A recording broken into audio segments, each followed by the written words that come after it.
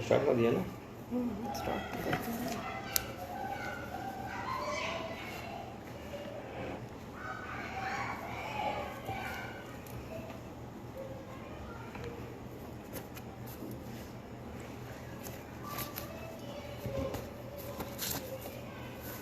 मेरी आवाज़ ज़रा बताएं कोई कि क्या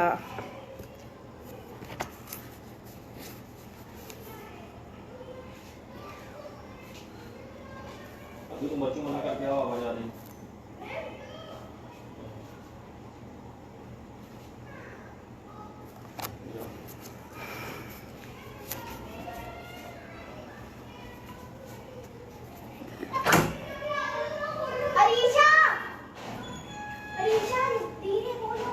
ठीक है। मनीष जी, लवलेश जी, सुशील जी, सभी को सादर अभिवादन। और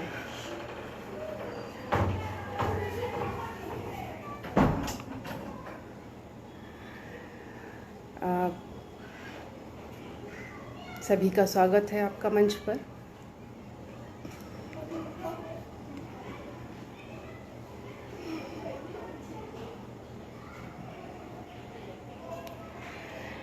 आज हम जिस विषय पर बात करने जा रहे हैं वो बात शुरू करने से पहले हम वांग्मय त्रैमासिक हिंदी पत्रिका अलीगढ़ और विकास प्रकाशन कानपुर के संयुक्त तत्वाधान के में ये जो 26 अगस्त से 1 सितंबर की व्याख्यान माला सीरीज़ है उसके लिए उनको हम मुबारकबाद देते हैं और कहीं ना कहीं इस चीज़ का दिल से धन्यवाद देते हैं कि उन्होंने मुझे भी मौका दिया है। और सब के बाद सबसे पहले जो मेरा उसूल है कि मैं बशीर बद्र की आवाज़ में कि मेरा उसूल इबादतों की तरह मैं ये काम करती हूँ। मेरा उसूल है पहले सलाम करती हूँ। अगर मेरी आवाज़ में क्लियरिटी कम हो तो मैं इसे थोड़ा और पास कर सकती हूँ। और अपनी बात शुरू करने से पहले मैं फिर से एक बार ये बताना चाहूँगी कि जिस चीज़ पर करीब 33 लेक्चर अब तक के व्याख्यान हो चुके हैं, अब आप सोच सकते हैं कि उस पर कुछ कहने की हिम्मत करना तो ये जो है बहुत ही ज़्यादा मेरे लिए मुश्किल काम था। मुझे ऐसा लगता नहीं है कि कोई चीज़ ऐसी छुट्टी है कि जो है, लेकिन फिर भी जब संभावनाओं के द्वार हैं वो खुले ही रहते हैं सदैव। और हम इसको 11 मई से जो ये हमारी श्रृंखलाएं चल रही हैं थर्ड जेंडर विमर्श पर, आज हम सिर्फ थर्ड जेंडर विमर्श को ही हाईलाइट करेंगे। बाकी जो और बीच बीच में श्रृंखलाएं चली उनके बारे में हम आज बात नहीं करेंगे। और जो 11 मई से प्रारंभ हुई उनमें जो हमारा सबसे पहले, चूँकि मैं मेज़बान भी हूँ तो कहीं ना कहीं मैं दोनों रोल प्ले कर रही हूँ इस समय, तो मैं ज़रूर ये बात कहना चाहूँगी विकास प्रकाशन कानपुर और वांग्मय त्रैमासिक हिंदी पत्रिका को कि जो ये कोविड-19 का समय है जिसको उन्होंने इतनी पॉजिटिविटी में बदल दिया कि जहाँ पर यहाँ आपदा को अवसर मान लिया और उसमें हमने इतना ये एक ऐतिहासिक कार्य इस मंच ने किया, उस मंच के लिए मैं उन लोगों को बहुत बहुत साधुवाद देती हूँ। और बार बार ये कहना ज़रूर चाहूँगी कि उन्होंने जब ये काम शुरू किया था 11 से, और उसमें सबसे पहले हमारे डॉक्टर रमाकांत राय साहब, लवलेश दत्त साहब, गौरव तिवारी साहब, भारती जी, विमलेश जी, शमीम जी, रमेश कुमार जी, प्रोफेसर कमलानंद जी, प्रोफेसर मेराज, राधे श्याम जी, विजेंद्र प्रताप जी, नितिन सेठी, बहुत सारे और भी नाम हैं, शायद छूट गए हों, जान के नहीं छोड़े हैं, माजरत चाहती हूँ। तो बहुत सारे थे जिनके हमने व्याख्यान सुने और हम उनसे बहुत ज़्यादा हमारा ज्ञान बढ़ा और हमने जाना कि उनकी समस्याएं और उनके बारे में किस किस तरह से सोचा जा सकता है। किसी ने कहानी पे, किसी ने उपन्यास में, किसी ने आत्मकथा पर, सभी ने कुछ ना कुछ अपने नए विचार रखे और सबसे मैंने सीखा। तो मैंने ये महसूस किया था उस दौरान कि लोगों का ये वक्तव्य था कि अभी अगर हम आलोचकों को सुन रहे हैं तो हमें ये चाहिए कि हम अगर कथाकार जिन्होंने इसको लिखा है वो किस उद्देश्य से लिखा, कैसे ये उपन्यास आए हमारे सामने, तो हमने फिर उस तरीके से दोनों को, लता अग्रवाल कथाकार हमारी और कथाकार गिरिजा भारती का भी वक्तव्य उसमें शामिल किया। और विकास प्रकाशन को और वांग्मय त्रैमासिक को मैं साधुवाद दूंगी इस चीज़ के लिए कि वो हर चीज़ में इनिशिएटिव लेते गए और थके नहीं। अनवरत ये यात्रा जो चल रही है, आज 33 लेक्चर या 32 लेक्चर के बाद आप सोच सकते हैं कि क्या नया बचा होगा जिस पर बात की जा सके। और उसके बाद फिर ये हुआ कि अगर ये समस्याएं जिनकी है वो ही कुछ मंच पर आकर कहें तो शायद हम ज़्यादा कुछ अच्छा कर पाएँ। उसके बाद जो सीरीज़ शुरू हुई 4 जून से, तो उसमें मीरा परीदा जी, धनंजय चौहान और रहीम जी, सिमरन जी, संजना सिंह, कंचन सेंद्रे जी, रुद्रांशी भट्टाचार्य, अभिना अहेर, रवीना बरिहा, और जब इनसे बात की गई और इनके वक्तव्य हमने सुने तो हम बिल्कुल बहुत ज़्यादा कईयों के नाम आते हैं उस पर की ज़बान पर कि हम उनके वक्तव्यों से बहुत ही अभिभूत हुए और उनके दर्द को हमने ज़्यादा नज़दीक से जाना। और उस दौरान जो बात आई धनंजय जी के वक्तव्य में और उसमें कि ट्रांस विमेंस इसमें हमने ज़्यादा ले रखे हैं और हमने ट्रांस मैन पे बात नहीं की, तो ट्रांस मैन को फिर हमने उसमें 2 ट्रांस मैन को भी जो है विकास प्रकाशन कानपुर और इस मंच ने, वांग्मय त्रैमासिक ने अपने में शामिल किया। और उसमें हमने देखा कि body builder Aryan Pasha trans man और दूसरे हमारे पप्पी देवनाथ जी, जिनका कितना बड़ा संघर्ष है कि 33 साल तक वो स्त्री का जीवन जीते रहे और उसके बाद आज भी वो संघर्षरत हैं। तो कहीं ना कहीं हमने उनको भी लिया और उनसे भी ये हमको बहुत ज़्यादा मफाद हुआ और हम इस एरिया में जो रिसर्चर हैं उनके लिए कुछ उपयोगितावादी कार्य कर पाए। अभी हमने लेटेस्ट जो सुना उसमें रवीना बरिहा जी को सुना और धनंजय जी की बात मैं पहले सुन चुकी थी। ये बात मुझे बार बार ये लगी कि ये लोग बार बार एक बात बताना चाहते हैं कि इनके द्वारा जो लिखा हुआ साहित्य सृजन है, या अगर उसको भी मौका मिले या वो भी कुछ लिख पढ़ सकें या उसको भी एनालिसिस किया जाए, तो जिस तरीके से दलितों की बात कही गई कि दलितों ने जब लिखना शुरू किया, दलितों पर लिखना शुरू किया गया, तो दलितों ने जो लिखा और जो गैर दलितों ने लिखा दोनों में बहुत फ़र्क नज़र आया। और गैर दलित अब जो है लिख रहे हैं, उनको दलित वाले जो लिख रहे हैं दलित नहीं हैं, वो दोनों में हमने बहुत फ़र्क पाया। तो इस तरीके से हम उस दर्द के ज़्यादा नज़दीक जा पाएँ।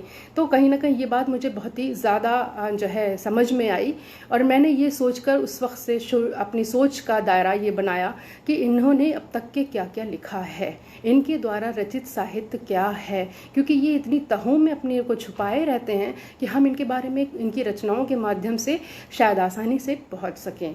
अब हम अपनी बात जो है और अपनी बात शुरू करेंगे। हमारा थर्ड जेंडर जो चुनौतियों भरा हुआ ये विमर्श है, इस पर बात करने से पहले मैं फिर एक बार सभी मंच पर आए परिवारजन और श्रोता हमारे सभी को हम बहुत बहुत सादर अभिवादन, अस्सलाम वालेकुम, आदाब अर्ज़। और मैं फिर एक बार ये कहना चाहूँगी कि इसमें वांग्मय त्रैमासिक हिंदी पत्रिका के संपादक डॉक्टर एम फिरोज़ अहमद, जो कि हलीम मुस्लिम पीजी कॉलेज में असिस्टेंट प्रोफेसर हैं और 18 वर्षों से वांग्मय का संपादन कर रहे हैं और वो 1 दर्जन से अधिक कार्य उन्होंने इस पर संपादित पुस्तकों पर किया है और ये 2 दर्जन 3 दर्जन से अधिक व्याख्यानमाला की सीरीज़ उन्होंने जो ये कर रही है। तो इस सब के लिए मैं यही कहना चाहूँगी कि ये दोनों विकास प्रकाशन और ये वांग्मय हिंदी त्रैमासिक हिंदी पत्रिका के संपादक के संदर्भ में ये इत्तेफाक से पति भी हैं और ये सौभाग्य कहे और इत्तेफाक कहे। तो और विकास प्रकाशन, ये दोनों ने मिलके जो ये जुगलबंदी है ये इतनी ऊंचाई तक जाएगी, इसकी उम्मीद हमने जब शुरू किया था इन लोगों ने तो इतनी उम्मीद नहीं की थी और आज ये बहुत ज़्यादा हमें अभिभूत कर रही है। और इसके लिए मैं ये कहूँगी कि ये लोगों ने इस आपदा को जो कोविड-19 था, इसको उन्होंने अवसर मान लिया और शायद यही सकारात्मकता है जीवन की कि जब सब तरफ हो तब हमको कोई तो एक दिया जलाना पड़ेगा ना। हम अपने कार्यों से तो अलग नहीं हो सकते ना, किसी चीज़ का टेरर, भय, कोविड है और कैसे, तो ये नहीं हो सकता। तो ऐसे में ये जो सकारात्मक रिजल्ट्स चल रहे हैं, यद्यपि की आलोचना के घेरे में भी हम लोग रहते हैं, हमको उसकी फिक्र नहीं रहती, तो ये चीज़ें भी हम झेलते हैं, लेकिन कहीं ना कहीं हम जो हम कर सकते हैं एक साहित्यकार और एक लेखक और एक कहीं ना कहीं आलोचक और एक कहीं ना कहीं शिक्षक की हैसियत से, जो मॉरल वैल्यूज़ हैं वो हम ही तो स्प्रेड करेंगे, वो बॉटनी और फिज़िक्स और लाइफ साइंस वाला स्प्रेड नहीं करेगा।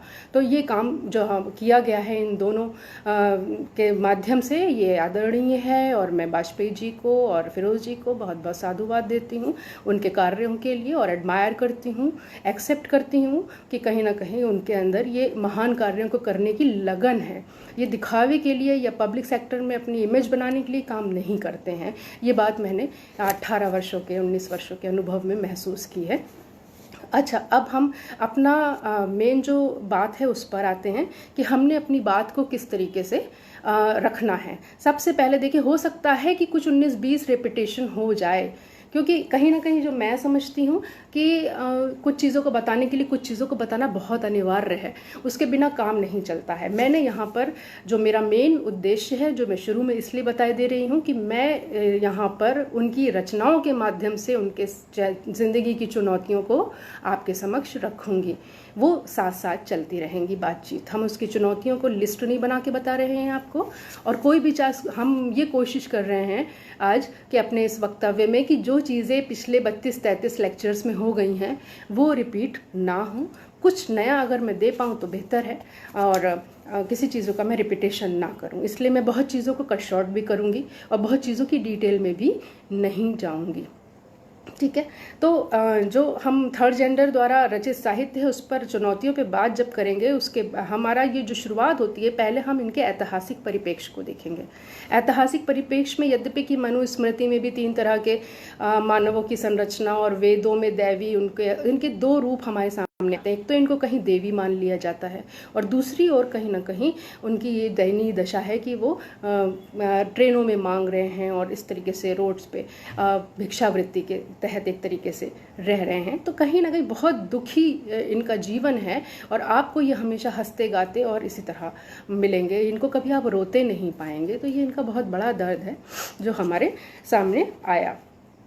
और सब चीज़ों के बाद हमने वृहन्नला का कैरेक्टर देखा, हमने शिखंडी को महाभारत के अंत के रूप में देखा, कितना महत्वपूर्ण किरदार हमारे सामने आया है। तो ये कहीं ना कहीं, और क्या उनकी रिस्पेक्ट है भीष्म पितामह की नज़रों में, और किस तरीके से वो अपने लिए वो बताते हैं वध करने का तरीका। और आपको रामचरितमानस की ये 2 पंक्तियाँ मेरे लिए बहुत अनिवार्य हो जाती हैं हर जगह बताना, कि रामचरितमानस चूँकि आज गला जो है एक बड़े वर्ग का कंठाहार है, तो जाहिर सी बात है कि उसमें भी जो बातें आई हैं मैं उन्हीं को यहाँ उद्धृत करूँगी, और बहुत मैं किसी चीज़ की डेप्थ में नहीं जाऊँगी रामायण महाभारत के। तो रामचरितमानस में जो 2 पंक्तियाँ आई हैं, ये वो समय है जिस वक्त राम वनगमन के लिए जा रहे हैं, और वनगमन जाते समय उनको ऐसा महसूस होता है कि कहीं ना कहीं लोग उनको वापस लेने के लिए आते हैं, और वो बहुत ही आदरणीय और बहुत ही मतलब नम्र लफ्ज़ों में जो बात कहते हैं कि जथा जोग करी विनय प्रणामा, विदा किए सब सानुज रामा, नारी पुरुष लघु मध्य बडेरे, सब सन्मानी पर निधि फेरे। अर्थात कहने का तात्पर्य यह है कि उन्होंने नारी पुरुष लघु मध्य बडेरे सबको संबोधित किया कि आप लोग कृपया करके, मैं हाथ जोड़ता हूँ, वापस चले जाएं और मुझे मेरे धार्मिक कार्य पे मुझे अपने पिता की आज्ञा का पालन करने दें। लेकिन आप ये देखिए कि उन्होंने किन्नरों के लिए कोई चूंकि वक्तव्य नहीं कहा, तो वो किन्नर 14 वर्ष तक उसी स्थान पर रहे, और 14 वर्ष के बाद जब रामचंद्र जी लौटे तो वो पहली पंक्ति में उनको मिले। पहली पंक्ति में मिलने पर रामचंद्र जी ने उनसे कारण जब पता चला कि वो 14 वर्ष से यहीं खड़े थे, तो उनको इतना वो अभिभूत हुए, और उन्होंने उनको मतलब मंगल कामना के लिए आशीर्वाद वाचक बने रहें, गाते रहें, इस तरह के लिए उनको प्रेरित किया। तो कहीं ना कहीं ये बात, ये तथ्य बेइंतहा इम्पॉर्टेंट है कि हम ये जानें कि चीज़ें किस तरह से आई हैं। अब इस संदर्भ में जो बात एक और महत्वपूर्ण है, मैं बहुत किताबों की रेफरेंस नहीं दूंगी, लेकिन मुरारी बापू की एक किताब मानस किन्नर मेरे समक्ष आई, उसमें उन्होंने एक 9 दिन का व्याख्यान माला आयोजित की थी, और उस व्याख्यान माला में सारे किन्नर वर्ग में, जिसमें लक्ष्मी नारायण त्रिपाठी और बड़े बड़े दिग्गज और बहुत बहुत लोग थे जो वहाँ मौजूद थे, और वो बहुत अच्छी अवस्था में सब मतलब 9 दिन उनका रखना और करना, और मुरारी बापू एक बड़ा नाम है। उन्होंने वहाँ पर रामचरितमानस के जो पृष्ठ खोले हैं वो कुछ नए तरीके से खोले हैं। और जैसे उन्होंने ये बोला कि देव धनुष किन्नर श्रेणी सादर मज्जही सकल त्रिवेणी, सुर किन्नर नर नाग मुनीसा, जय जय जय जय कह दे ही असीसा। अर्थात राम ब्रह्म रूप हैं, किन्नरों ने राम को आशीर्वाद दिए। मुरारी बापू ने इस 9 दिवसीय व्याख्यानमाला में बार बार इस संदर्भों को ग्रहण किया और गोस्वामी तुलसीदास के रामचरितमानस का उन्होंने बताया कि उसमें उन्होंने 16 बार किन्नर शब्द का प्रयोग किया है, और इसके अतिरिक्त अपनी अन्य रचनाओं में तो 26 बार इसका जो है अंकन किया है। और बालकांड में जो कैलाश पे कौन रहे, कैलाश कितना जो है कैलाश पर्वत पर कौन रहे, तो सिद्ध तपोधन जोगी जन सुर किन्नर मुनिवृंद। किन्नर समाज देवताओं का ही भाग है, जिसको अंग्रेजी के जो लोग हैं वो सेमी गॉड भी कहते हैं। ये उनकी किताब का अंश है। लंका कांड में भी ये बात आई कि लागे किन्नर गुनगुन, अर्थात किन्नर जो है वो गायक हैं और राम को आशीर्वाद दे सके ऐसी क्षमता उनमें है। अब हम जो है इसमें कहीं ना बंदो किन्नर कह के रामचरितमानस में इसका प्रारंभ होता है, और देखा जाए तो 500 वर्ष पूर्व तुलसीदास प्रारंभ में ही उनकी वंदना करते हैं, और तब जाके रामचरितमानस की पूरी वो लिखते हैं कि देव धनुज नर नाग खग प्रेत पितर बंधर्व, बंदो किन्नर रजनीचर कृपा करहूँ अब सर्व। अर्थात कुल मिलाके कि राक्षस और नर और दानव और नाग जो एक देवता है, खग अर्थात आकाश के पक्षी, भूत पिशाच और पितृ पूर्वज गंधर्व, सभी के साथ वो किन्नर को भी प्रणाम करते हैं। तो कुल मिलाके आध्यात्म रामायण में भी अगर आप देखें तो सुंदरकांड, अरण्यकांड, युद्धकांड में हर जगह पे किन्नरों ने गान किया हुआ है। वे किम नर हैं, अर्थात कुछ विशेष हैं। 16 बार तुलसीदास ने इसका जो किन्नर शब्द का श्रृंगार 16 श्रृंगार किया है, ऐसे लफ्ज़ मुरारी बापू ने अपनी मानस किन्नर में इनके लिए उद्धृत किए हैं। अब ये बात आई यहाँ तक कि इसके बाद जब मध्यकाल आया, मध्यकाल में आपका खिलजी वंश आया, मुग़ल वंश आया, इसमें इनकी आर्थिक और सामाजिक स्थिति बहुत अच्छी थी। इनको कहीं ना कहीं इतना ज़्यादा आदर और सत्कार था कि इनके लिए आप मलिक काफूर को 1000 दिनारी भी कहा जाता है, 1000 दिनार लेके उसे ख़रीदा गया था। मलिक काफूर जो एक किन्नर था, उसके बाद उसको ताजुल मुल्क काफूरी जैसा लक़ब उपाधि भी दी गई थी। तो सैनिक में, युद्ध में ख्वाजा सरा की शक्ल में ये हमारे आसपास मुग़ल काल में अपनी पत्नियों की सुरक्षा के लिए इनसे ज़्यादा सेफ और सिक्योर वो किम नर और किम पुरुषी की शक्ल में वहाँ पर कार्यरत थे। उनकी आर्थिक स्थिति बहुत अच्छी थी। कई लेक्चर्स में इनकी शिक्षा पर बात की गई, तो शिक्षा का तो कोई हमको ऐसा विद्वान नहीं मिला अभी तक किन्नर में कि कोई था बैकग्राउंड में, बट उनकी जो स्थिति थी सामाजिक वो बहुत स्ट्रांग थी और वो दयनीय स्थिति में नहीं थे। जब महाराज होते थे, खाना पीना बनाते थे और सैनिक होते थे, और उसमें तो उनकी प्रोग्रेस और उनको पैसों की कोई कमी नहीं थी। बात तो आती है तब जब 1871 में अंग्रेज़ों द्वारा उनको अपराधी श्रेणी में लाके क्रिमिनल लॉ में डाल दिया गया। यद्यपि कि वो 77 में जाके अपराधी से हलग हटा दिए गए, लेकिन तब भी 377 की दीवार उन पर, तलवार उन पर लटकी रही। तो कहीं ना कहीं उनकी स्थिति तब से दयनीय है और हज़ारों सालों हो गया, उसमें काफ़ी कोई परिवर्तन नहीं आया। अब जो स्थिति है उनकी, वो 2009 में उनको फिर मतदाता पहचान पत्र में अन्य की श्रेणी में रखा गया कि वो अन्य हैं, और अन्य के साथ उनका हुआ। उसके बाद जो आई कहानी आप लोगों ने देखा, जिसका बार बार जिक्र हुआ, 15 अप्रैल 2015 की वो घड़ी जिसमें उनको थर्ड जेंडर के लक़ब से नवाजा उच्चतम न्यायालय ने, और सिर्फ नवाजा ही नहीं, कहीं ना कहीं उनको वो सारे अधिकार भी दिए जिसमें उनको अपनी व्यक्तिगत पहचान बनाने का, किन्नरों को मुख्य धारा, उनको ओबीसी की जो सुविधाएं हैं वो उनको दी जाएंगी। अब उनको वो पूरा एक बहुत मोटा वो है, उसको बताने की यहाँ इतनी आवश्यकता नहीं है, लेकिन कहीं ना कहीं अब उनकी स्थितियाँ इतनी बेहतर हो गई हैं जिनको बताया जा चुका है, इसलिए रिपीट भी नहीं कर रहे हैं हम, कि पंजाब यूनिवर्सिटी में इनकी शिक्षाएं फ्री कर दी गई हैं, यूपी कुशीनगर में इनकी यूनिवर्सिटी बन रही है इनके लिए, इनके जैसे डॉक्टर्स और इनके लिए स्टाफ, और सबसे ज़्यादा प्रसाधन शौच जाने के लिए रास्ते में, बस स्टैंड्स पे, रेलवे स्टेशन पे और गाड़ियों में उनके लिए इंतज़ामात करने के ऑर्डर्स हो गए हैं। यद्यपि कि अभी ऐसा दिखा नहीं है, लेकिन ये सब चीज़ें होने की बात कही गई है, और जाहिर सी बात है हाँ 15 अप्रैल 2014 में ये अधिनियम पारित हुआ और 18 में ये बिल लागू हुआ। तो अब उम्मीद की जाती है कि कहीं ना कहीं बहुत अच्छा इनका भविष्य इंशाल्लाह होगा। इन्होंने एक लंबे वक्त तक गुजारा है अपना मुश्किल वक्त, और इतनी पीड़ाजनक है वो चीज़ें कि जिसके बारे में बात करते वक्त हम हमेशा दर्द में भर जाते हैं। उसके बाद ये हमने यहाँ तक की बात की, और इसके बाद जो बात आती है, अब हम आते हैं, ये तो ऐतिहासिक परिवेश और आज तक की स्थिति इनकी, और अब इसमें बेहतराई के क्या वो हैं वो जो हम बता रहे हैं।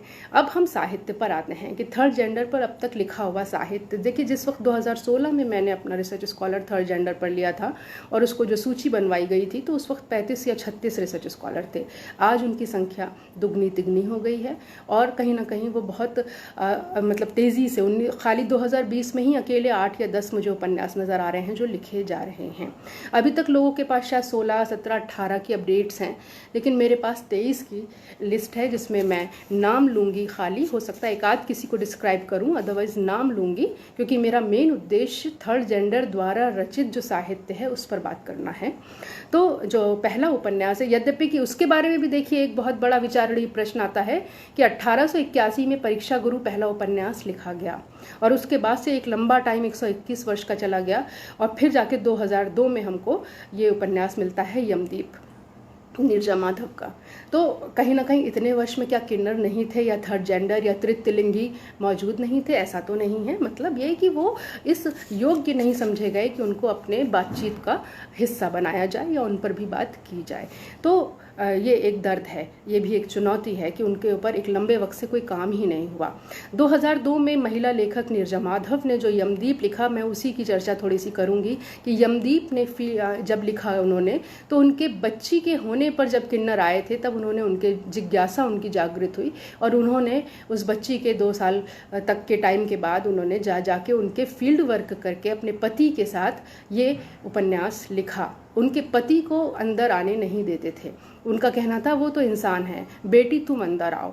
तो यानी कि वो अपनी कितनी परतें अपने ऊपर रखते हैं और किस तरह से, क्योंकि पुरुष और भाई इस तरह के पिता भाई इन्हीं के द्वारा लोग ज़्यादा आहत हुए हैं, इसलिए वो अगर रूप भी बदलना कभी चाहते हैं तो नारी का ही रूप बदलना चाहते हैं, पुरुष का नहीं करना चाहते।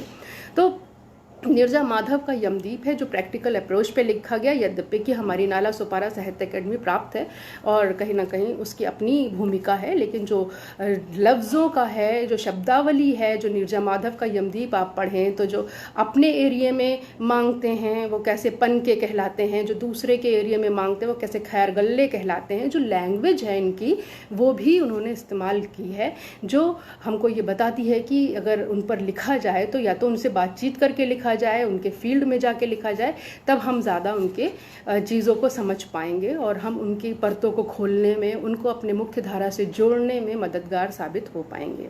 इसके बाद जो दूसरा है अनुसुईया त्यागी का मैं भी औरत हूँ, प्रदीप सौरभ का तीसरी ताली, और इसी संदर्भ में मैं 2 बातें और बताऊंगी कि Chitra Mudgal post box number 203 Nala Sopara Chitra Mudgal जी का, और किन्नर कथा महेंद्र भीष्म जी का। इन तीनों पर हमारी संपादित पत्रिका अनुसंधान में इसके शीर्षांक भी निकले हैं, किताबें भी आई हैं और बहुत ही ज़्यादा उसका एक इशू भी बिक गया है, और बहुत सारे इसमें जो नाम हम लेंगे वो विकास प्रकाशन के तहत आए हैं उपन्यास।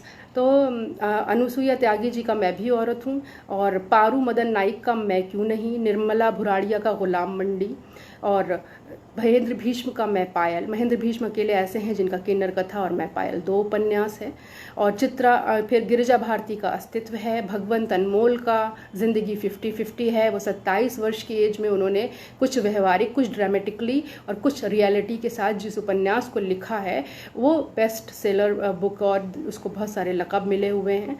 और हरभजन सिंह मेहरोत्रा की ए ज़िंदगी तुझे सलाम, और अस्तित्व है गिरिजा भारती की, और सुभाष अखिल की दरमियाना, डॉक्टर मुक्ति शर्मा की श्रापित किन्नर, मोनिका देवी का अस्तित्व की तलाश में सिमरन, भुवनेश्वर उपाध्याय का हाफ मैन, नरेंद्र कोहली का शिखंडी, शरद सिंह का शिखंडी, ये भी दोनों आए हैं 2020 में ही, लता अग्रवाल जी का मंगलामुखी, रेणु बहल जी का मेरी होने में क्या बुराई है, नीना शर्मा का मेरे हिस्से की धूप, और श्री गोपाल सिंह सिसोदिया का वो डॉक्टर मल्होत्रा का किन्नर मुनिया मौसी।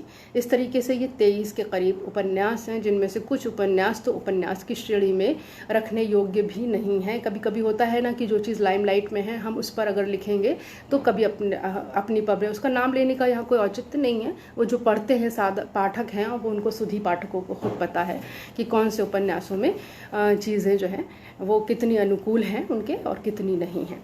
तो अब हम अपनी असली बात पर आएंगे कि थर्ड जेंडर द्वारा साहित्य क्या है और कितना लिखा गया है। बहुत अधिक मात्रा में वो हमें नहीं मिल पाया है। देखिए उनकी स्थिति ऐसी ही है, तो कहीं ना कहीं उनके लिखे हुए साहित्य को भी जो भी मैं बताऊंगी आपको उसमें से 90% तो पब्लिक प्रकाशित ही नहीं है, 10% प्रकाशित है। तो वो भी देखिएगा, जो लोग इनके यहाँ अराइज करके गए हैं या जो लोग ऊंचाई पर हैं आज, जैसे लक्ष्मी नारायण त्रिपाठी, जैसे मानवी बंदोपाध्याय, इनके सबसे पहले मैं इनकी आत्मकथा ही ले रही हूँ। इन्होंने इस आत्मकथा को बताया है और वो अंग्रेज़ी में छपी है और उसके बाद उसका हिंदी में अनुवाद हुआ है।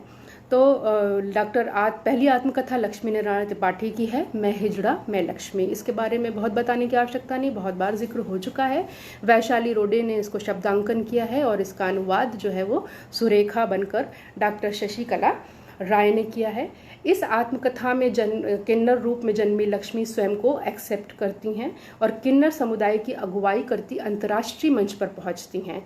उनके भ्रमों, उनके पूर्वाग्रहों को ध्वस्त करती हुई ये आत्मकथा हमें उद्वेलित करती है और बल्कि मुख्य समाज की भूमिका को भी एक तरीके से प्रश्नांकित करती है, क्वेश्चन मार्क लगाती है। दूसरी जो आत्मकथा है मानवी बंदोपाध्याय की पुरुष तन में फंसा मेरा नारी मन, इसको शब्दबद्ध झिलमिली पांडे ने किया और अनुवाद इसका भोला यामिनी ने किया। और ये आत्मकथा जो है ये मानवी बंदोपाध्याय ने इसको बताया है और ये पहले इंग्लिश में लिखी गई और उसके बाद इनके बारे में तो आप लोगों को ये पता होना चाहिए कि कहीं ना कहीं ये इतनी महत्वपूर्ण महिला हैं कि इन्होंने किस तरह से अपने को ट्रांस वुमेन में तब्दील किया और किस तरीके से ये प्राचार्य के पद पर पहुंची।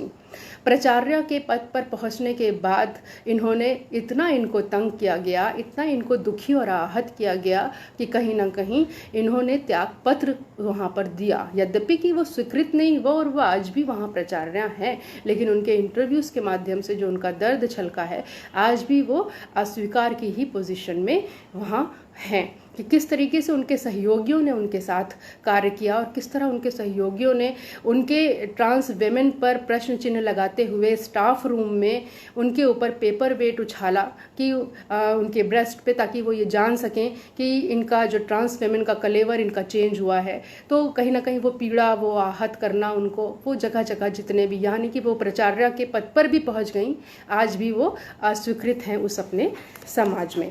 तो कहीं ना कहीं ये सारी चीज़ें बहुत इम्पॉर्टेंट हैं और इसमें मानवी जी ने अपने बचपन से लेकर कॉलेज के प्रिंसिपल के पद पर पहुंचने तक की घटना का जो उल्लेख किया है, उसमें जो उनका शोषण हुआ है, जो उपहास है, जो अकेलापन है और उत्पीड़न की जो विभत्स कथा है, जिन्हें आज प्राचार्य के पद पर पहुंचने के बाद भी सामाजिक स्वीकृति नहीं मिल सकी है। ये दोनों महत्वपूर्ण आत्मकथाएं हैं, इनके बारे में आप जानते होंगे, मैंने हो सकता है रिपीट कर दिया हो। अब जो एक चीज़ आई है ए रेवती, उसमें कुछ किन्नरों से बातचीत के आधार पर एक जीवनी पुस्तक है ये।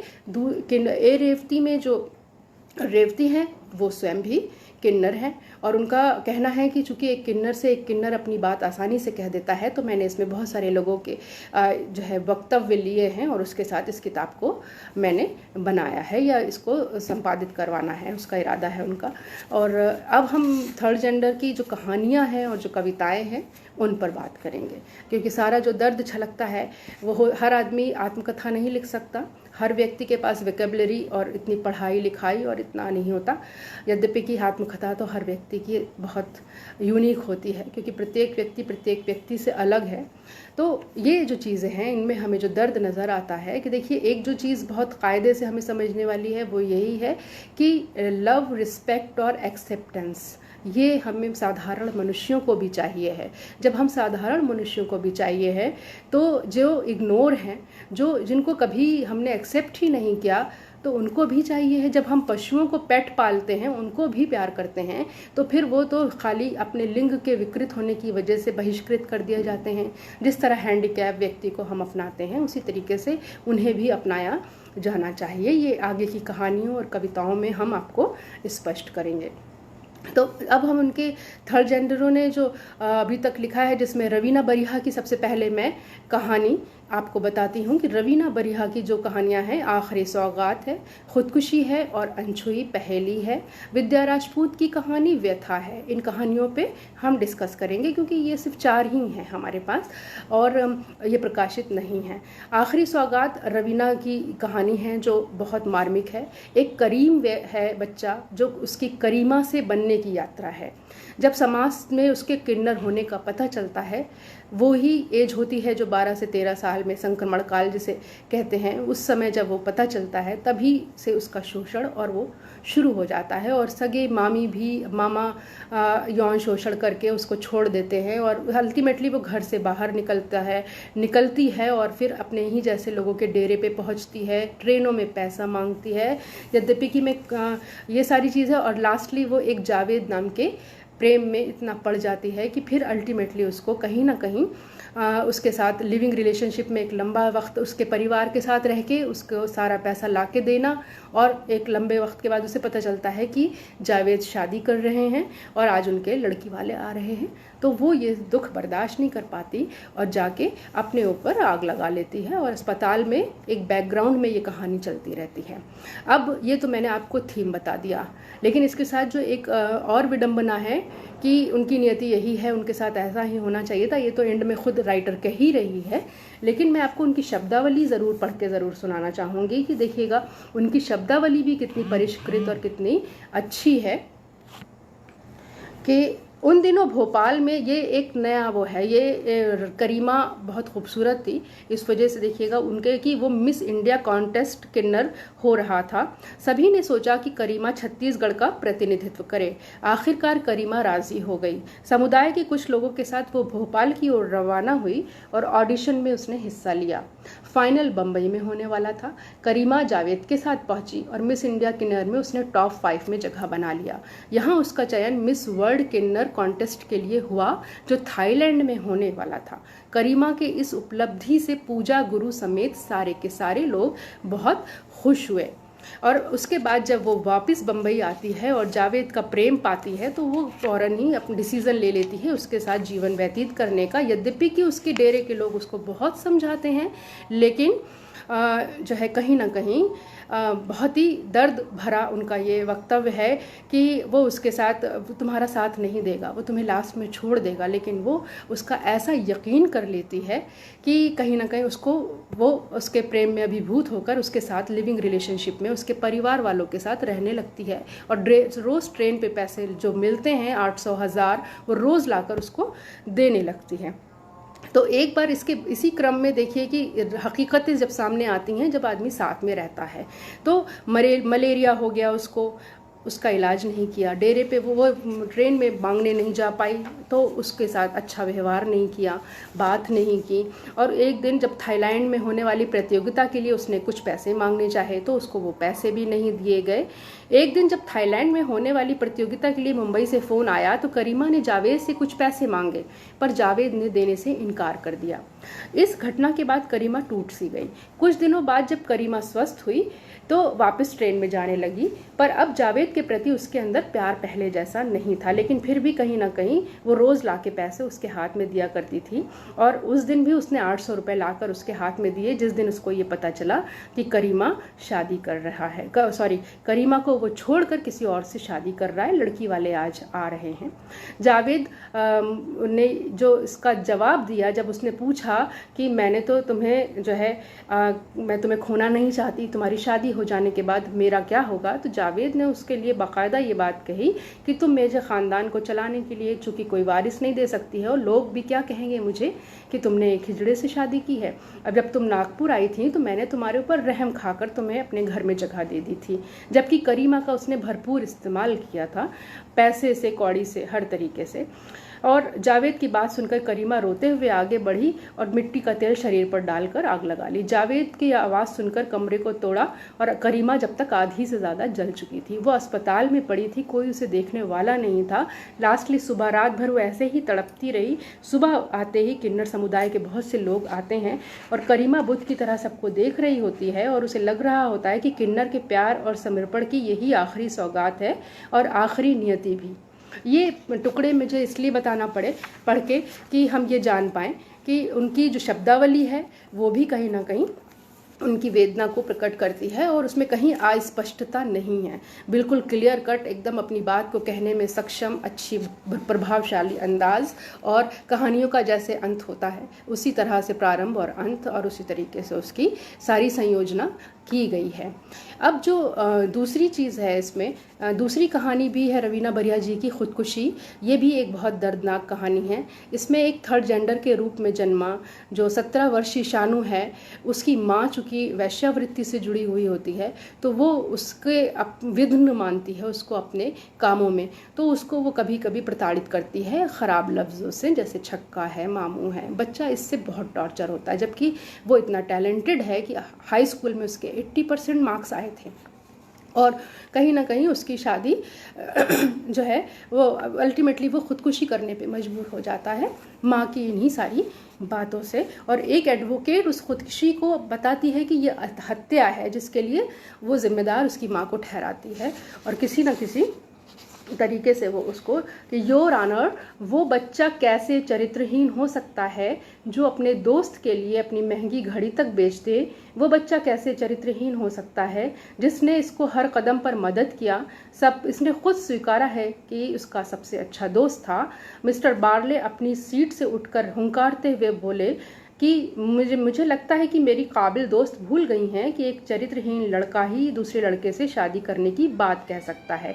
ये ट्रांस उसके अंदर जो मौजूद था, ये ट्रांस वुमेन और ट्रांस मैन का जो संघर्ष है, ये एक अलग अपनी कहानी लिए हुए है, ये उस पर बेस्ड कहानी है। तो उसी को वो आगे बताती हैं कि हकीकत में शानू लड़का था ही नहीं, वो थर्ड जेंडर कम्युनिटी से था। डार्विन से लेकर सिंगमर्ड फ्रायड जैसे वैज्ञानिकों ने इस कम्युनिटी के अस्तित्व को स्वीकारा है।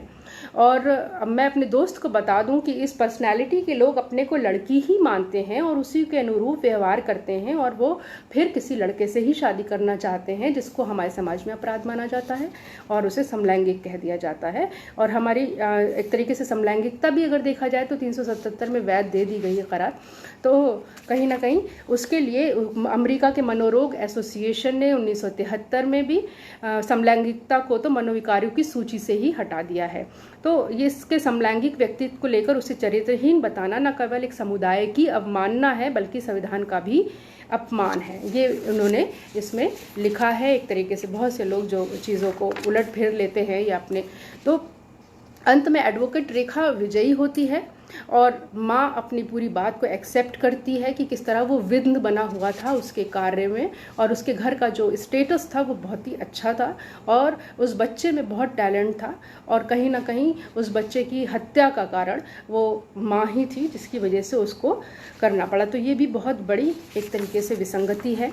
और उसके बाद जो अनछुई पहेली है वो भी वही ट्रांसजेंडर की कहानी है कि कैसे परिवार वाले, वो शरीर से लड़का होती है लेकिन मन से वो स्त्री होती है और उसकी शादी फिर एक लड़के से ही कर देते हैं। कहीं ना कहीं विद्या राजपूत जी की कहानी जो व्यथा है उसमें एक ट्रांसजेंडर का जो दर्द छलका है और लेखक ने उसमें जो एक नया लास्ट में समाधान भी दिया है वो भी ऐसे। इसमें जो शुरुआत है मैं वो बताना ज़रूर चाहूँगी कि कहते हैं भगवान ने विचारों को प्रकट करने की ताकत केवल इंसानों को नसीब किया है। उसे सूक्ष्म से सूक्ष्म विचारों को शब्द और लेखन के माध्यम से प्रकट करने की क्षमता दी है, पर मैं ऐसा झंझावातों से गुजरा हूँ कि जिसे मैं बयां नहीं कर सकता था। जहाँ बताने की कोशिश की तो मुझे बेरहमी से चुप करा दिया गया। तो ये जो वक्तव्य है कि मुझे लड़कियों के खेल पसंद थे पर डर के मारे पसंद बताने से डरता था, पुरानी मम्मा की साड़ियाँ थीं, फ्रॉक पहनने का मुझे शौक़ था, ये इस तरह की चीज़ें वो अपने बताते हैं और लड़कों के प्रति अपनी आसक्ति को बताते हैं किस तरीके से वो डर के मारे अपने प्रेम का इजहार नहीं करते थे क्योंकि वो मन से लड़की थे और किसी भी लड़के के सानिध्य में आने पर उनसे प्रेम का इजहार करने पर वो नाराज़ हो जाता। तो इस दर्द को करते हुए लास्ट में उनकी शादी एक लड़की ही से कर दी गई या कुछ, तो फिर वो चीज़ उनको बहुत तकलीफ़ पहुँची। और कहीं ना कहीं लास्ट में जो उनका एक वो आया है बहुत अच्छा कि माँ कि काश इन अपशब्दों पर हमारे लिए जो है वो हमें जो छक्का कहा जाता है, जो मामू कहा जाता है, लास्ट में उनका जो अनुच्छेद है कि अक्सर मोहल्ले के लड़के आने जाने पर छक्का चक्का बोलकर चिढ़ाते थे।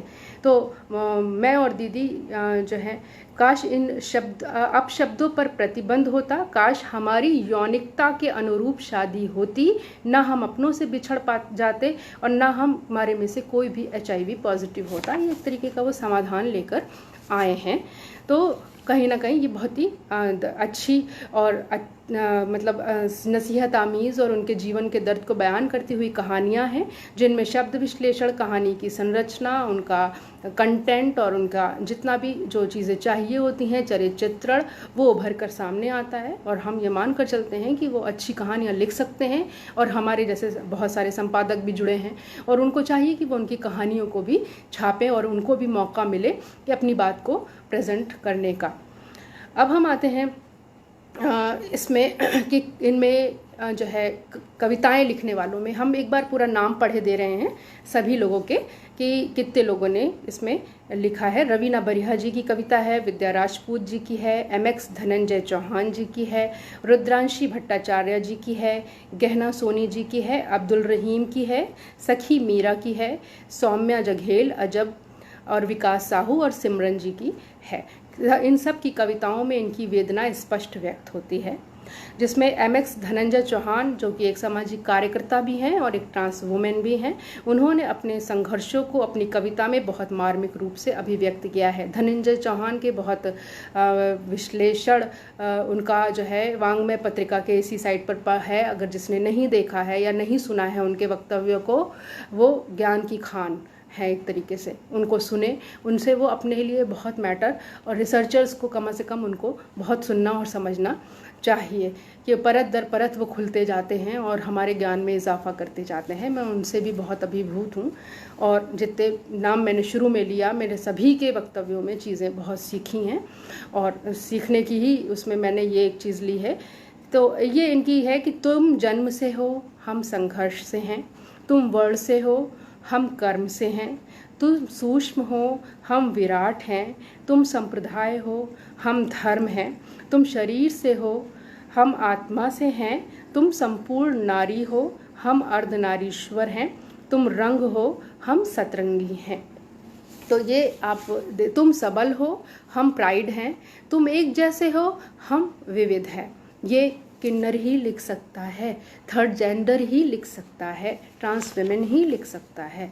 तो हम उस दर्द को उनकी कविताओं के माध्यम से जब देखते हैं कि हमें कहा उनका संघर्ष में जो जीवन है, तो वो पूरी व्यथा उन्होंने अपने की विविधता की और हमारे एक जैसे होने की बहुत सारी चीज़ें उन्होंने कही हैं। तो धनंजय जी की जो कविता है, हम चाहें तब भी नहीं लिख सकते हैं और हम रदीफ काफ़िए का इम्तिजाज खाली ना देखें उसमें कि उन्होंने मिलाया है। कहीं ना कहीं हम सभी कविताओं में ये पाएंगे कि जो उनके वजूद का शीराज़ा मुंतशिर हुआ है जगह जगह और हमने उन्हें स्वीकृति नहीं दी है और इंसान होने के नाते हमने अपने फ़र्ज़ से विमुख रहे हैं एक लंबे समय तक। अब उसकी भरपाई करने का वक्त आ गया है। हमें कम से कम इनके लिए अपने अंदर मानवीय संवेदनाओं को एकत्रित करना होगा, जिसे कहते हैं थॉट प्रोसेस। संकल्प से ही आप सृष्टि कर सकते हैं। तो संकल्प आपका होना चाहिए मजबूत, सृष्टि होती जाती है। जैसे आज वांग्मय त्रैमासिक के 33 लेक्चर के बाद भी मुझे कुछ मिल गया कि जो मैं बता सकूं, जो कहीं कुछ डिफरेंट है, जो आप लोगों को भी प्रेरणा देगा, रिसर्चर्स को भी देगा। मैं बहुत महान वो नहीं कर रही हूँ, लेकिन एक बात बता रही हूँ कि हमारे ढूंढने से, हमारी जुस्तजू से चीज़ें हो जाती हैं। तो विद्या राजपूत जी जो कि एक लेखिका है, समाज, सभी की कई कई कविताएं हैं, बट मैंने सबकी एक एक ही कविता ली है। तो कहीं ना कहीं विद्या राजपूत जी, जो कि एक लेखिका है, सामाजिक कार्यकर्ता हैं और तृतीय लिंग कल्याण बोर्ड की सदस्य हैं और मितवा संकल्प समिति छत्तीसगढ़ की अध्यक्ष हैं, उनकी कविता, उसमें आप देखिए कि हर कविता में निराशा ज़रूर है, लेकिन हर जगह आपको एक आशा की और भोर की कल्पना नज़र आएगी।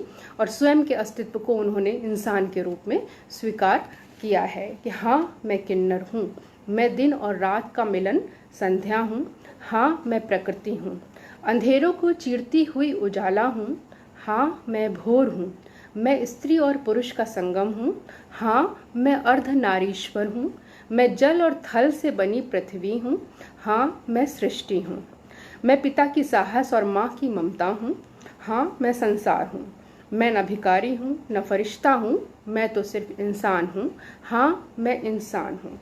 तो ये आपने देखा कि किस तरीके से लफ्ज़ों को पिरोया गया है और कितना ज़्यादा उसके मिलान का, कि कैसे जो है उन्होंने जोड़ा है और किस तरह अपने जो है दर्द को हमारे सामने रखा है कि मैं इंसान हूँ और मैं फरिश्ता भी नहीं हूँ और मैं भिखारी भी नहीं हूँ, लेकिन मैं इंसान हूँ, मेरे साथ इंसानों जैसा व्यवहार किया जाए।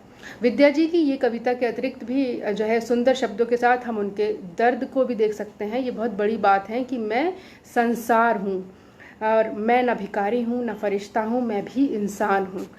तो कहीं ना कहीं हम उनके नज़दीक पहुँचते हैं कि उनकी जो तकलीफ़ है, इस तरह की कविताएं हम लोग चाहें, जो कवि हैं हम लोगों के बीच, वो भी नहीं लिख सकते।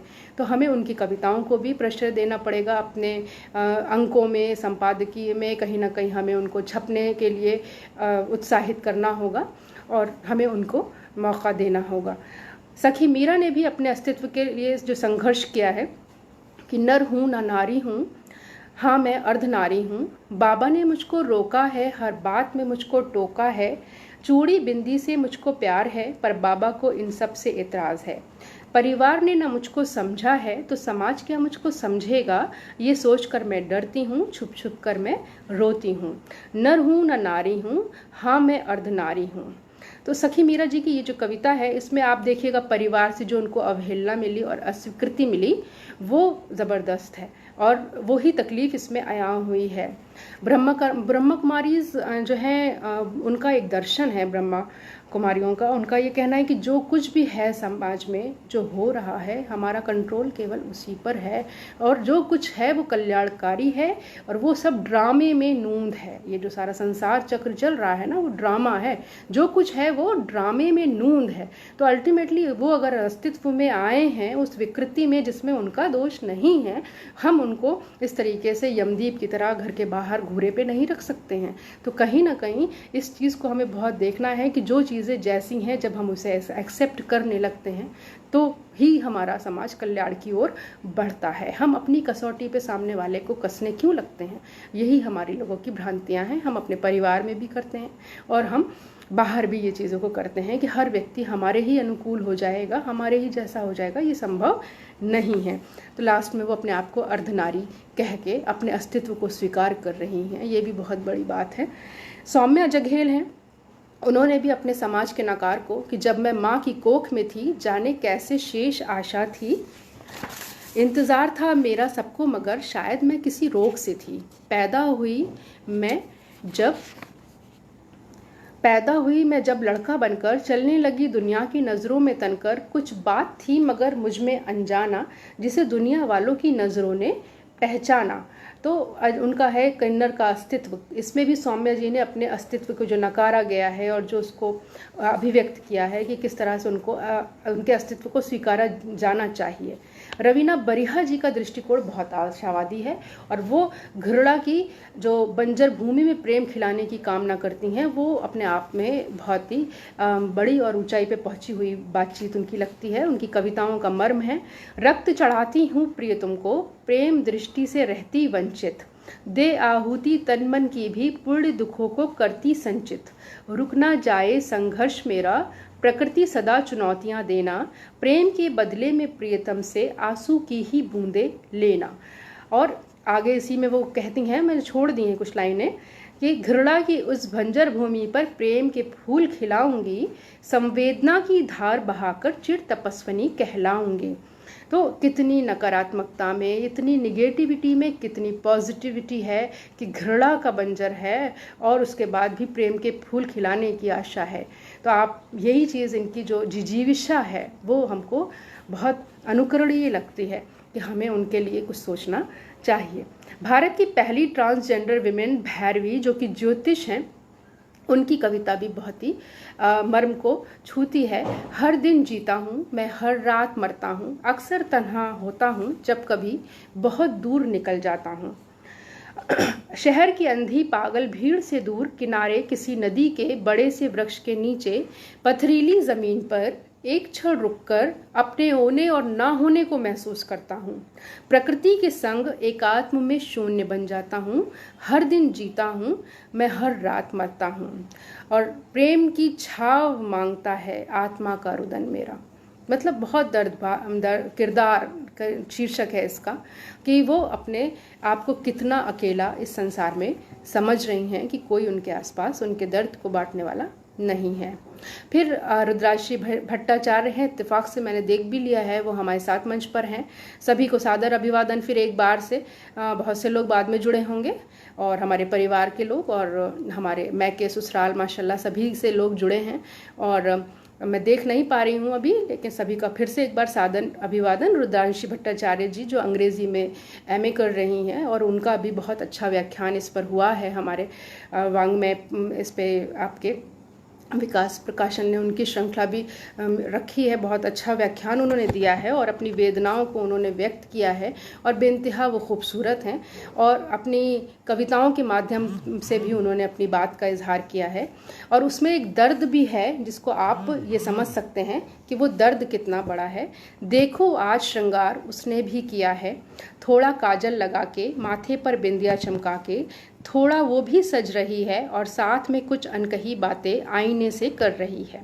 कह रही है वो और कोई ना सही, तू ही मुझ पर कर थोड़ा सा उपकार दे। वैसे घूरते तो मुझे बहुत लोग हैं, पर कोई ऐसा नहीं जो मेरी जुल्फों को संवार दे। चल अब बहुत हुआ, तू ही मेरी नज़र उतार दे। तो आप इससे पहले कि कोई आकर फटकार दे। रुद्रांशी जी बहुत बहुत मुबारकबाद। बहुत बहुत आपने बहुत ही किन्नरों को श्रृंगार करना उनका अपना है और वो उन्हें पसंद आता है और हमेशा वो लाइवली रहते हैं। उनको मैंने पहले भी कहा, आप रोते नहीं देखेंगे, अपना गम बांटते नहीं देखेंगे, क्योंकि है ही नहीं कोई उनके पास। तो वो अपनी ज़िंदगी में खुश और मस्त दिखाई देते हैं। वो जब भी जाते हैं तो किसी को दुआ देने के लिए जाते हैं और वहाँ भी वो गाते बजाते हंसते ही रहते हैं। सृजन करने की यद्यपि कि उनमें क्षमता नहीं है, लेकिन सृजन करने पर वो हमेशा प्रसन्न होकर बधाइयाँ देने के लिए पहुंच जाते हैं। और ये दिल का बड़ा होना है जो उनके पास है। तो कहीं ना कहीं ये रुद्रांशी जी का कि मेरी जुल्फ़ों को कोई सवार दे, ये जो दर्द है कि प्रेम की जो तृप्ति है वो हर जगह नज़र आती है, हर कविता में नज़र आएगी हमें। तो गहना सोनी इसके बाद आती हैं। गहना सोनी ने अपनी कविताओं में शारीरिक विकलांगता को एक तरीके से शक्ति के रूप में ग्रहण किया है और यही हमारी ज़िंदगी की सबसे बड़ी जो है स्ट्रेंथ होनी चाहिए कि हम अपनी वीकनेस को अपनी स्ट्रेंथ में बदल लें। कि शारीरिक विकलांगता मिली प्रकृति के उपहार से, मानसिक विकलांगता दिखी हमें इस संसार में। तो बहुत बड़ी बात कह दी है इन 2 लाइनों में उन्होंने। और एक और कविता है उनकी कि किन्नर बनकर धन्य हुआ मैं, औरों की तरह अभिशप्त नहीं, पुरुष सा सहनशील मैं, नारी सा यौवन में, बातों और हाथों से कर दूं जग रोशन में, अपनी तकदीर खुद बनाई वक्त का नहीं मोहताज मैं। बहुत पॉजिटिव, बहुत सकारात्मक, बहुत अच्छा और बहुत ही इंस्पायरिंग है हम सब के लिए। अब इसके बाद आता है सिमरन जी की कविताओं का कि सिमरन जी की कविताएं मुझे कल ही प्राप्त हुई हैं। सिमरन जी भी इत्तेफाक से शायद हैं इसमें, उनको भी सादर अभिवादन। कि किन्नर हूँ मैं किंतु प्रकृति के पास हूँ, जन्म नहीं दे सकती किंतु सहेज कर पालन कर सकती हूँ मैं। अवसर दे के देखो, मुझे अपना के देखो, एक नया संसार बसा सकती हूँ मैं। बहुत प्यारी कविता है ये। जश्न आज़ादी पे बहुत अच्छा उन्होंने लिखा है और आप सुनेंगे तो आपको भी लगेगा कि ये चीज़ें हमारे सामने होनी चाहिए और लोगों तक पहुंचनी चाहिए। कि जश्न आज़ादी मुबारक हो सभी को, फुर्सत मिल गई हो तो हमें भी आज़ाद कर दो। कितने मर्म की बात है कि हमें भी आज़ाद कर दो, यानी वो परतंत्रता की बेड़ी में अभी तक जकड़ी हुई हैं। आज़ाद कर दो हमें उस दकियानूसी तुम्हारे ख्यालों से कि हम किसी काबिल नहीं हैं। बहुत प्यारी बात है। हताश ना हो ज़िंदगी, आगे वो लास्ट वाली लाइनें मैं पढ़ रही हूँ, बीच में मैंने छोड़ दिया है। बहुत मौके मिलेंगे जीने के लिए। तो इस तरह की चीज़ें बेइंतहा अच्छी हैं जो हमारी। अब हमने रहीम जी को सबसे आखिर में रखा था, क्योंकि रहीम जी सबसे जो है, रहीम जी का वक्तव्य भी बहुत अच्छा था भाई, सभी का वक्तव्य बहुत अच्छा था। और रहीम जी से भी मैं बहुत इंस्पायर्ड हूँ कि इतने बड़े पद पर वो कितने संघर्षों के बाद पहुँचे हैं। तो उनकी जो लेकिन उस बात को कहने से पहले फिर मैं एक चीज़ बताना आपको चाहती हूँ कि देखिएगा, किंतु सहेज कर पालन कर सकती हूँ मैं। सिमरन जी की जो ये बात है, इस बात को मैं ये कहना चाह रही हूँ कि कहीं ना कहीं आप ये देखिए कि मैं फिर आपसे ये बताना चाह रही हूँ कि सारी चुनौतियाँ हैं ज़िंदगी में, उनके स्वीकृति नहीं है, अनादर है, लोगों के द्वारा उनको एक्सेप्ट नहीं किया, और सबसे ज़्यादा अपने परिवार और अपने घर से ही उनको एक्सेप्ट नहीं किया गया है। तो आज भी रूल्स लागू हो गए हैं, रूल्स फॉलो अभी भी नहीं हो रहे हैं। लक्ष्मी नारायण त्रिपाठी जी के एक इंटरव्यू से ये बात ज्ञात होती है कि यद्यपि आप ने ये कह दिया है कि बच्चा गोद लेने की हमें इसलिए इजाज़त मिल गई है कि हम सृजन नहीं कर सकते, लेकिन वो बताती हैं कि अनाथालयों पर जाने पर आज भी हमारे लिए तमाम तरीके के उपक्रम किए जाते हैं और तमाम तरीके के बहाने किए जाते हैं, और हमें आज भी बच्चा गोद लेने नहीं दिया जाता। तो बस यही आप लोगों से विनम्र विनती है कि चीज़ें व्यवहारिक रूप से भी हो जाएं। हम साहित्य के मंच पर बैठकर या इस तरह से सिर्फ केवल सैद्धांतिक बातें कर रहे हैं, इनमें व्यवहारिकता नहीं है, लेकिन अगर जीवन में कभी हमें इनके लिए कुछ करने का अवसर मिले तो हमें करना चाहिए। और बच्चा गोद लेने में कहीं ना कहीं चीज़ों में जो सरकार ने रूल लागू कर दिया, उसके बाद भी इन्हें आज बच्चा नहीं दिया जा रहा है अनाथालयों में। तो ये जो सारी चीज़ें हैं कि ये आज भी किताबी, सभी कहते हैं, इनमें से जितनों से बात हुई है कि ये कागजी है, और जब व्यवहारिक रूप में चीज़ें आ जाएं तब हम समझेंगे कि हमारे लिए कुछ सोचा जा रहा है और कुछ किया जा रहा है। तो कहीं ना कहीं थर्ड जेंडर में बहुत सी कहानी कविताएं हमें दिखी हैं, और उनको, लेकिन चूंकि अभी तक कोई ऐसा प्लेटफॉर्म नहीं मिल पाया है कि जिस पर उनको पहुंचाया जा सके। अगर इन सभी को पत्र पत्रिकाओं में स्थान मिले तो बहुत से थर्ड जेंडर के साहित्य को पढ़ेंगे और मुख्य धारा के लोग भी इसको समझ लेंगे। तो अब हम आखिर में जो है रहीम जी की कविता है, उसमें भी हम कुछ उलट पलट कर देंगे, क्योंकि हमें जो बात कहनी है वो हम कहेंगे। लगती है जानलेवा शबे हिज्र जाने क्यों, लगता है बच न पाएंगे सहर होने तक, हसरतें ही रह गई उनकी बाहों में टूटे दम, छोड़ जाएंगे ये जहां उनको खबर होने तक, तन्हा ही जी लेंगे ज़िंदगी बसर होने तक, देर ना हो जाए दुआओं में असर होने तक। तो ये वही वाली बात है कि हम सैद्धांतिक रूप में चीज़ें कह रहे हैं, कर रहे हैं, हम एक तरीके से उनको अच्छी और पॉजिटिव बातें बता रहे हैं, लेकिन व्यवहारिकता में चीज़ें नहीं है। खाने की प्लेट सजी है, बट खाने के उनको ऑर्डर्स नहीं है कि वो खाना खा सकें। तो इस तरह की जो कैफियत है उनकी, जो उनका दर्द है, हमें समझना होगा और उनको भी हमें छापना होगा, और हमको उनके लिए भी मौके फराहम कराने होंगे हर लेवल पर, क्योंकि सरकार ही की सारी जिम्मेदारी नहीं है, बहुत सारी जिम्मेदारियाँ हमारी अपनी भी होती हैं।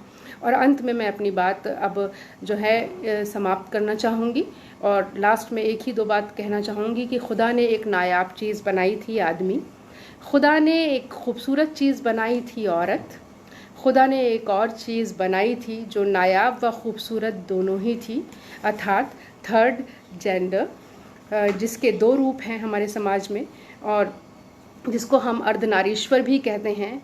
ये दो रूपों में, जो एक में स्वीकृति है और एक में अस्वीकृति है, यही इनकी विडंबना है।